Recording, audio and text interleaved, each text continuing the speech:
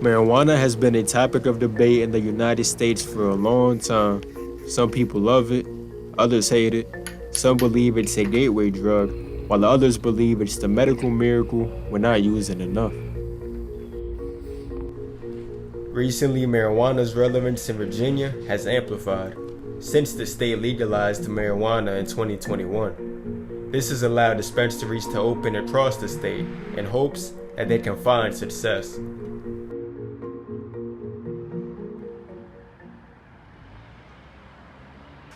In 2021, Wisconsin-based cannabis company called The Dispensary opened 2 stores in the Richmond area. Everybody comes in here and everyone is welcome here, and that's one of the cool things about the cannabis space in general. We're a pretty open-minded group, and as long as you're cool, then you're cool. A lot of older people have come to either, whether it's just come back to this product they used to enjoy as a kid, or have discovered all the benefits that it can give them. It's, 21 to 90, that's the age range.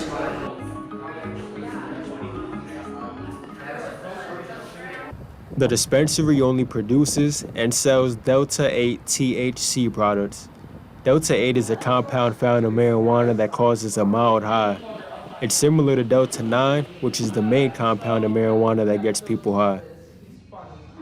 Because Delta-8 THC is not chemically the same as regular marijuana, the dispensary is allowed to sell Delta-8 products because of this loophole. Delta-8 products are being sold in gas stations, convenience stores, and dispensaries around Virginia. We're different from like a mini mart or a convenience store, like a gas station. You can't get good Delta-8 or good THC products from a gas station. You gotta come to the source. Yeah. So that's what he is.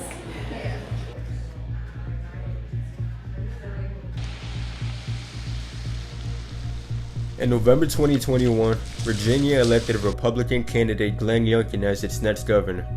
When April came around, Youngkin proposed to ban the sales of Delta-8 THC products in the state. The dispensary was asked by the Virginia Department of Agriculture to voluntarily remove all their edible products that contain Delta-8. They were told these edibles were not allowed. The Virginia Department of Agriculture and Consumer Safety does not want stores selling edibles made from Delta-8, Delta-10, or THCO products. Again, my belief is that this was something Youngkin had tried to get passed through earlier in the year in a legislative session. It did not move forward. So this was his sort of backdoor way. The dispensary said they would not get rid of its Delta-8 edibles for as long as the edibles are legal.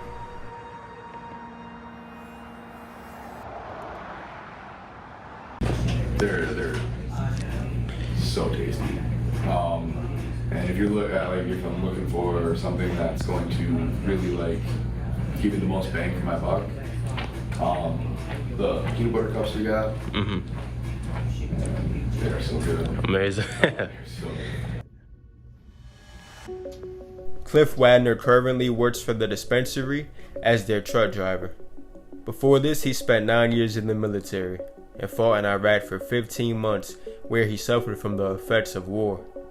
In his return to the U.S., he saw a lot of his friends he fought with in Iraq do what he was also doing, fall into a common habit. I saw a lot of my friends struggle when we got back, and the one thing that we all did was drink. I had 9 years in the military. I didn't try anything. And then I got home and I was drinking pretty heavily for a year or two, and it wasn't good. After being diagnosed with PTSD and drinking alcohol for years because of it, Cliff decided he would quit. One night he decided to smoke marijuana for the first time, and after that, his life was different. He felt he had found a way to help his PTSD, which some veterans still suffer from. Now he uses marijuana often for that very reason. A couple hits and I was done. That was it. That's all it took. It didn't take fucking 20 beers to get there or whatever, you know? I'm like, what am I doing? And that was honestly, that was the moment where I pulled back on drinking and I started smoking.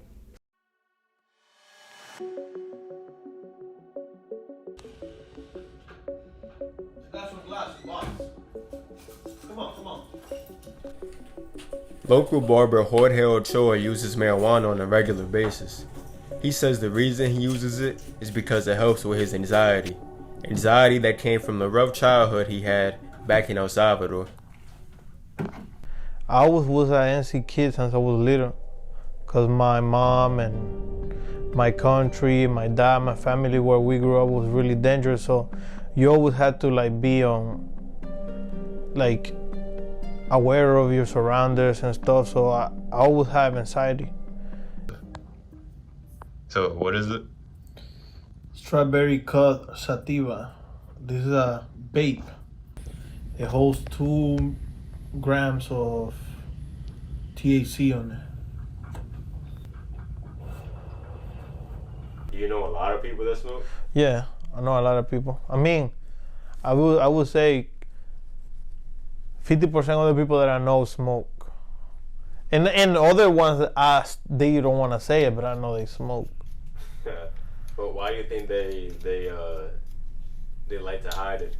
Because they have like jobs that are really like, you know, funny about it. Like they don't like that. It's not weed.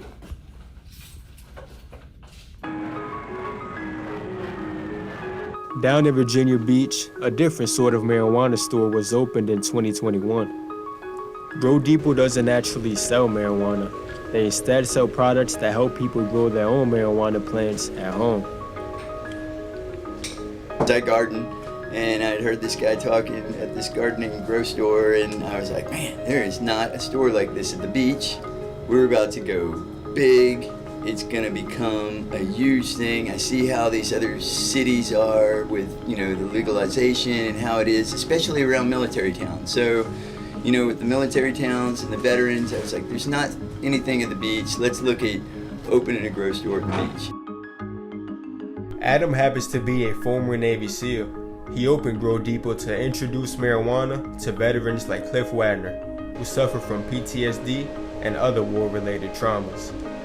A unique feature the store has is growing marijuana plants in the front of the store for customers to see and learn from.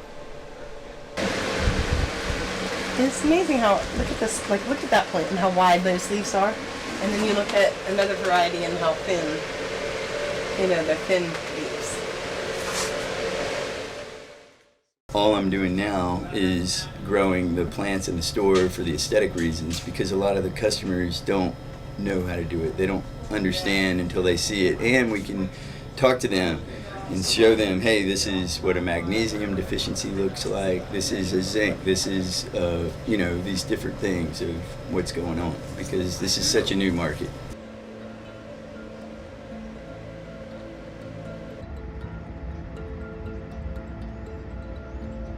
With the legalization of marijuana in Virginia, many wonder what this means for those who have been or are currently incarcerated for marijuana possession. Black-led organization Marijuana Justice is looking for a change in the system.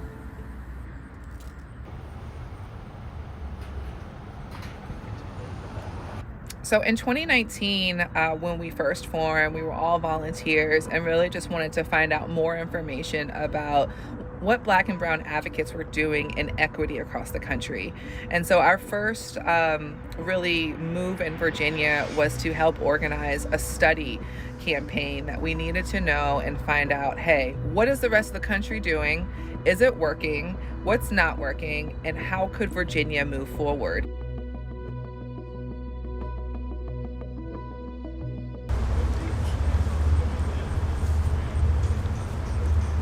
If anyone says I'm public smoking, I'm on my private property.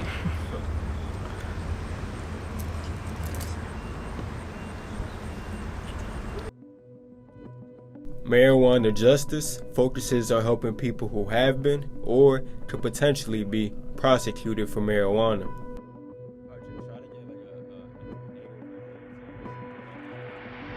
And so we spend a lot of time educating folks right here in Virginia, listening to people in Virginia. We contact people and get contacted from people incarcerated, continue to tell them what their rights are, continue to tell them about the hope or just the work that's going into getting them released. Marijuana Justice is not the only Virginia-based organization looking to educate. Cruel Consequences is a nonprofit organization that also aims to teach people about the effects of marijuana laws.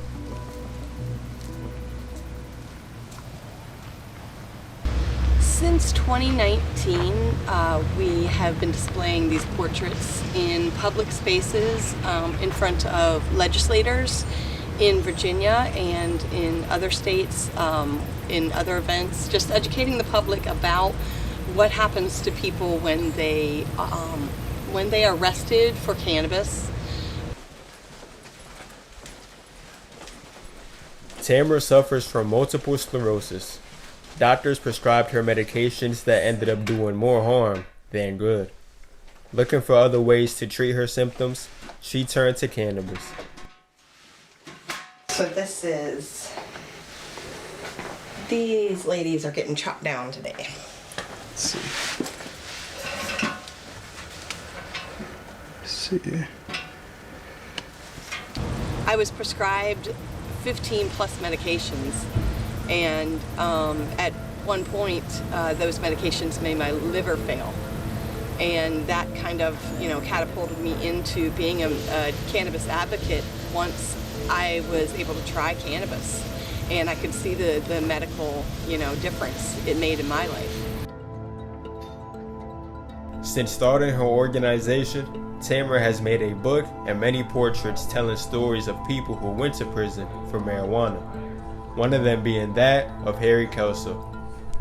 I was sentenced to 10 years under Virginia statute mandatory minimum law, which is 5 years for marijuana on every count with no prior criminal record. And something has got to change because it's so many nonviolent offenders being jailed for numerous years. Harry Kelso was a 24-year-old college student when he was sent to prison for 10 years. In prison, multiple family members of his passed away, and he missed out on a lot more. Just a brief story, my cellmate was being jailed for shooting somebody 5 times in the stomach, and he got less time than I did on marijuana charges. And it's like something's got to change with the laws, because it's just cruel and unusual punishment. Since his release from prison, Harry has been denied college loans, voting rights, and more for his criminal record. He now works as a barber in Roanoke, Virginia, a trade that he learned while in prison.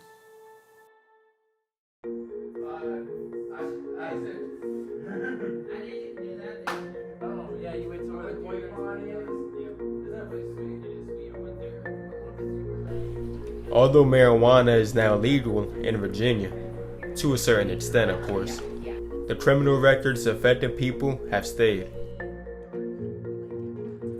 They've had to live out consequences because there's no expungement.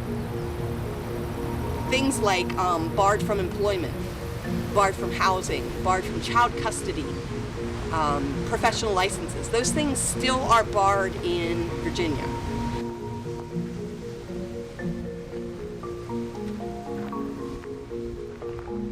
Marijuana is held to a very extreme extent to the law, and many folks have been prosecuted with long periods of time of incarceration. They've lost jobs, they've lost custody of their children. They've really have created this barrier to, if you are caught possessing marijuana, there is a risk that you could lose just about everything.